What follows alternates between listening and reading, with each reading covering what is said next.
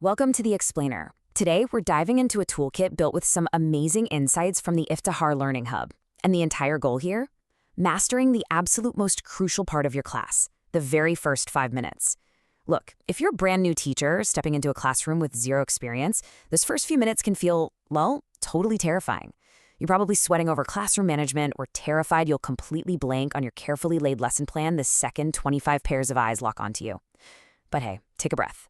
By the end of this explainer, we're going to equip you with a proven, totally stress-free system to grab your students' attention instantly. And the best part? You don't need years of pedagogy under your belt to pull it off. It is completely normal to have that day one panic of, how on earth do I get them to actually listen to me? Honestly, it all circles back to this incredible piece of wisdom from Benjamin Franklin. The secret isn't just talking at them, it's involving them. Think about it like the difference between watching a movie and playing a video game. When kids just watch, they zone out. But when they play, they're locked in. If you can involve a student right from minute one, you completely skip the battle for their attention and drop them right into a learning mindset. So here's our roadmap for today. First, the engagement spark. Second, cognitive activation. Third, the anatomy of a starter. Fourth, the starter toolkit. Fifth, context across disciplines. And finally, number 6, the perfect start engine. Let's get right into it. Section 1, the engagement spark. Let's think of your lesson like a car. As a new teacher, you're probably feeling this massive weight on your shoulders to somehow drive that car at 60 miles an hour the exact second the bell rings. But here's the thing. You don't have to drive the whole car in the first 5 minutes. You literally just need to turn the key. A strong lesson starter acts exactly like an ignition. It grabs their attention, sparks a little curiosity, and smoothly preps the room for meaningful learning without completely overwhelming you or your students. Now, what's really interesting about this activation curve data is the massive gap it reveals. For a classroom that uses a strong starter, student engagement skyrockets from passive to active in just the first 3 minutes. It's an incredibly steep climb. But for a lesson without a starter, without that initial spark, the room really struggles to reach peak focus. You end up wasting so much valuable instructional time just fighting an uphill battle for their attention. This perfectly highlights the huge contrast between a passive student and an active one. When kids walk into your room, they are bringing the whole world in with them. They might be finishing a text, stressing out about some social drama from the cafeteria, or just totally mentally exhausted from their last class. They are completely passive. Your absolute top priority as a new teacher is to use that opening spark to cut right through that external noise and get them actively focused on you and the material. Section 2, cognitive activation. So how do we actually wake up a student's brain? Well, this is the cognitive activation cycle. Think of this as your ultimate safety net, a guaranteed mental framework. First up, you grab their attention by breaking through that noise we just talked about, instantly establishing your presence. Then you build curiosity with a hook to lower their defensive barriers. Next, you activate prior knowledge, get them to retrieve something they already know so they feel a quick win right away. After that, connect the topic to real life to prove your class is actually relevant. Then prep them mentally to shift into active participation, which naturally cuts down on behavioral issues. And finally, point their minds directly at the day's learning goals.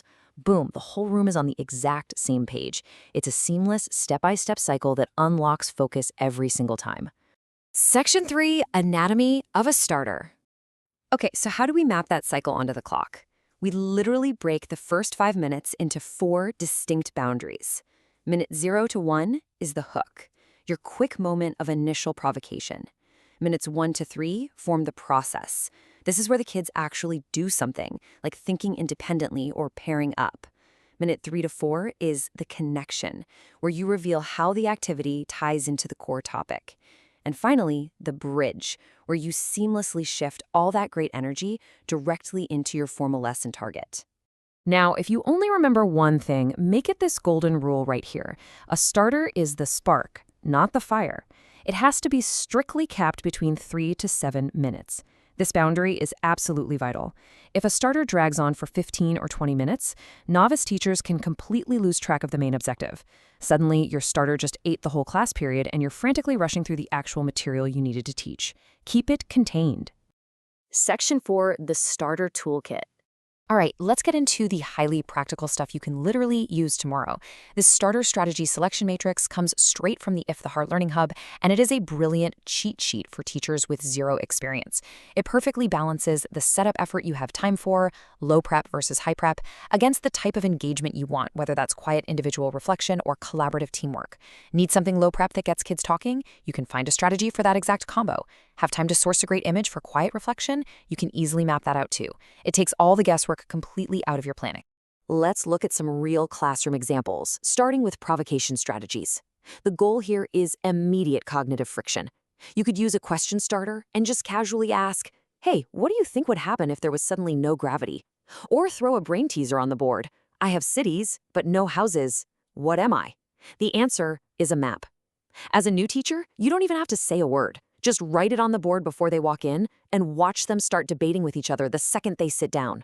Almost zero prep, but it instantly forces the whole room to think creatively. Next up, we have strategies for connection. These effortlessly bridge your classroom to real-life, lived experiences. You might throw up a picture of a crowded market and ask them to describe the economy happening right there in the photo.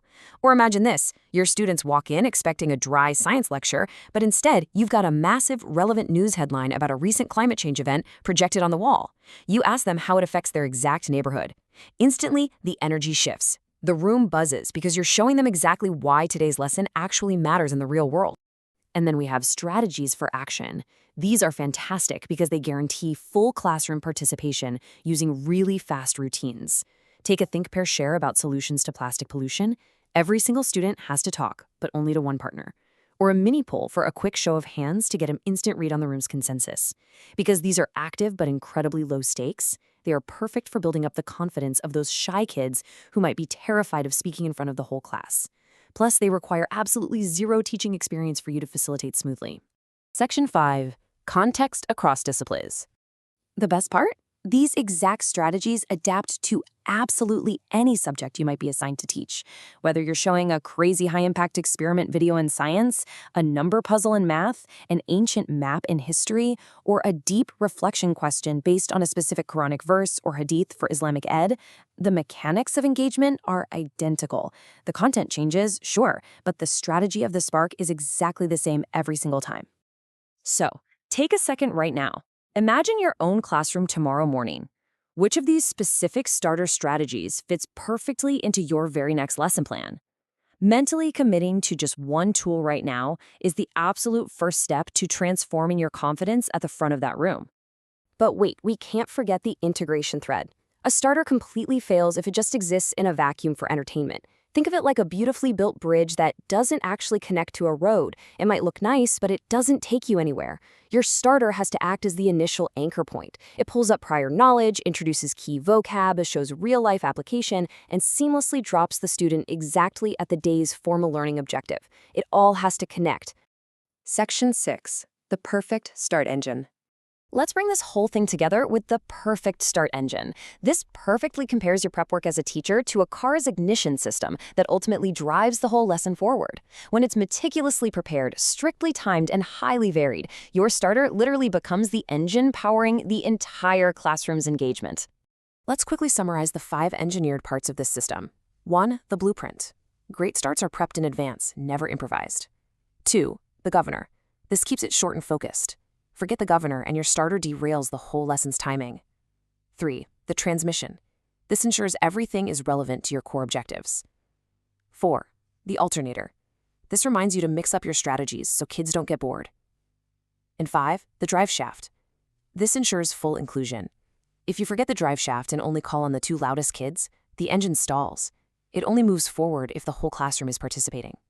We're going to leave you with this final, absolutely vital reminder. A starter is the spark, not the fire. Keep it brief, keep it engaging, and just watch how it transforms your confidence and your students' focus. Armed with this incredible toolkit from the If the Heart Learning Hub, you are completely ready to step into that room. So what spark are you going to ignite in your classroom tomorrow?